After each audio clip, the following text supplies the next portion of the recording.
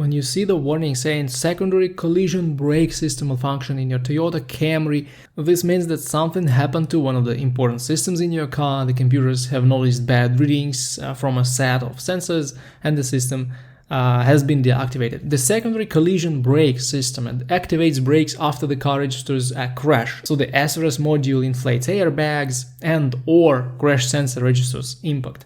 This system prevents your car from rolling uncontrollably after any collision when the driver can't control the vehicle anymore. Basically, the system uses ABS, brakes, and several computers, so there is nothing specific that can break here and cause the warning to pop up. And I've noticed that owners very often see this message when there is a minor problem in some other systems. I guess it could be almost anything, but according to what I've seen in the Camry model, it was a faulty ABS. In this case, the ABS light will also be illuminated along with the warning. Then a broken pipe in the air intake system due to careless engine air filter replacement job, and the faulty MAP sensor with wrong air volume readings. So if you see some other lights on the dashboard, like a check engine light or ABS, you may just use a good scanner and see what codes your Camry has. But if this warning is all alone and there are no other lights, you will most likely need to keep driving and see if the problem disappears